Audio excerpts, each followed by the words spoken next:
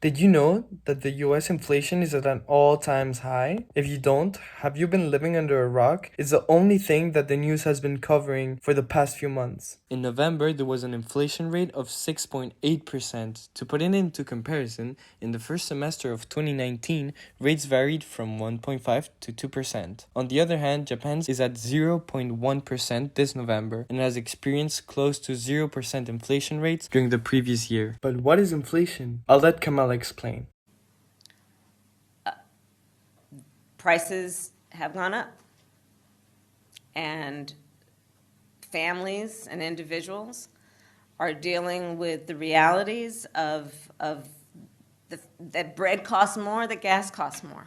Never mind. As everyone is supposed to know, inflation is the increase in the general price levels of the economy. But how did these inflation rates come to be? Many countries introduced different stimulus packages throughout this pandemic to fuel the economy, but it has been unclear how to properly compare the size of the packages of Japan and the US. Initial reports found the Japanese stimulus was much larger. In response to this, the economists at the Peterson Institute argued that the Japanese stimulus was in fact much smaller because money would be coming from the private sector. Just as discussed, both stimulus packages spend a substantial amount of money, but the concern regarding the US economy, such as an all-time high inflation, does not seem to be serious concern in Japan. There are several differences between the US and Japan that may explain why inflation is behaving so differently.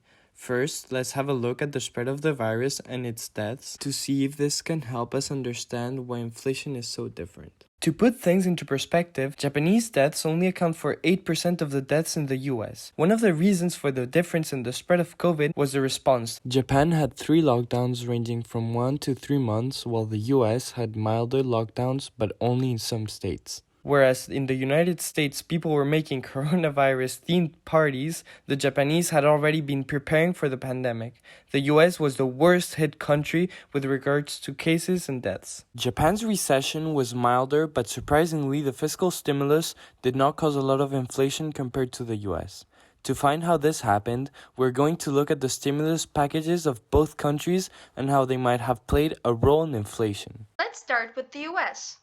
Just let's look at this graph. The fiscal package accounts for a whopping 26% of the US GDP. The bar indicates the size of the US fiscal package as a proportion of the US GDP, and it is divided into 2 parts. The last part is the size of the American Rescue Plan, which has been criticized by experts for contributing to the high inflation rate, as it increased spendings to a level surpassing the spendings of other major economies. But we will elaborate on that later on in the video. The American government has implemented up to 5 fiscal stimulus packages aiming at reducing the negative economic consequences of the pandemic. You might be wondering, what do these fiscal packages actually consist of? Well, the fiscal strategies focus on providing indirect stimuli and direct financial support to businesses and individuals through, for instance, much more generous unemployment benefits. Furthermore, the government distributed money directly to individuals, provided additional tax benefits, and enabled lending to small and medium businesses. Imagine that thanks to this support, unemployed households spent more after receiving benefits than they did before the pandemic. Now that we've explored the US fiscal packages, I'd like to move on to the situation in Japan. Only 16% of Japanese GDP was spent on the fiscal packages, as you can see on the graph. Contrary to the US, which, as you might recall very, very well, spent 26%. Similarly to the US, the Japanese fiscal policies included cash handouts to individuals, expanded subsidies, and provided loans. And the latest package also included direct spendings promoting domestic travel and increasing consumption. The next part of our video will explain what overheating is. Overheating is when a country's actual GDP is more than its potential GDP. So what does this mean?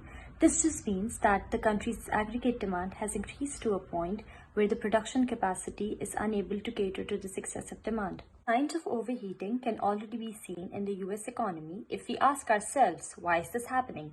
It's because of the stimulus packages that were introduced during the pandemic, which amounted to being 25.6% of the total GDP.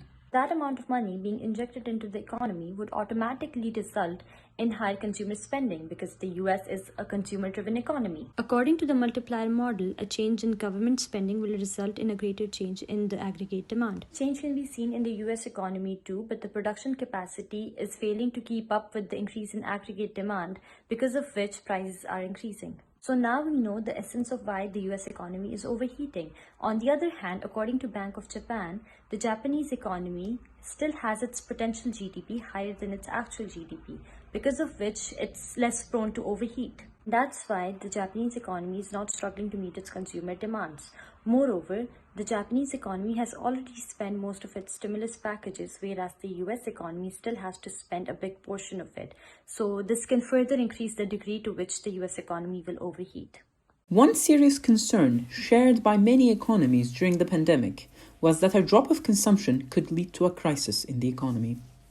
This was more serious in the United States, where household consumption plays a bigger role in the GDP compared to other countries. But did it happen? Well, what seemed to be merely a fear ultimately turned into reality when consumption dropped sharply during the first months of 2020. While some of these decreases were a direct result of the pandemic, the general drop was also as a result of the sharp rise in unemployment. We could say that a portion of the population was unable to smooth its consumption without savings and income. As a result, the direct payments of the state and unemployment benefits helped to increase consumption and revitalize the economy. Japan's policies were less prone to increase in demand in the short run compared to the US.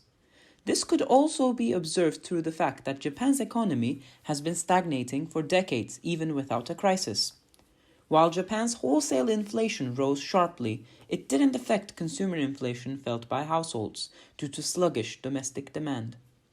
Some experts even go further by saying that due to the high sensitivity of consumers to price changes, consumers are keeping the price hikes at check. Meanwhile, the consumption increased rapidly in the US after the introduction of the stimulus packages. This rise in consumption led to concerns of overheating and inflation. The consumption hike played a huge role in the GDP growth, while Japan's economy shrank after the stimulus packages stopped. The stimulus packages in the US kept coming, but when asked about inflation, US leaders tend to blame one thing: supply chain. The supply chain. While that's also true, someone should remind them that the whole world is experiencing supply problems, but not all countries are experiencing rapid inflation.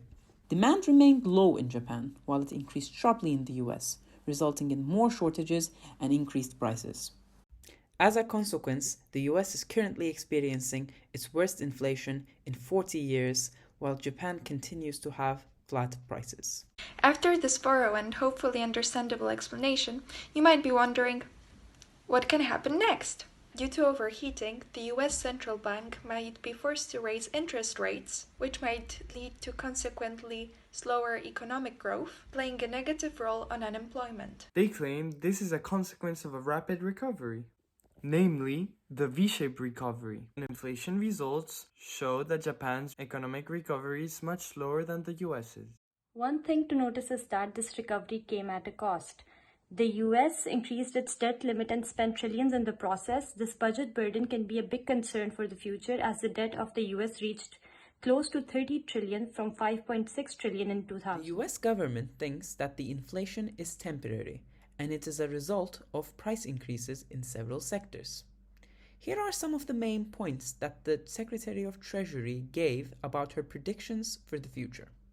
Some of the fiscal stimulus will wear off. There'll be less fiscal stimulus next year for sure.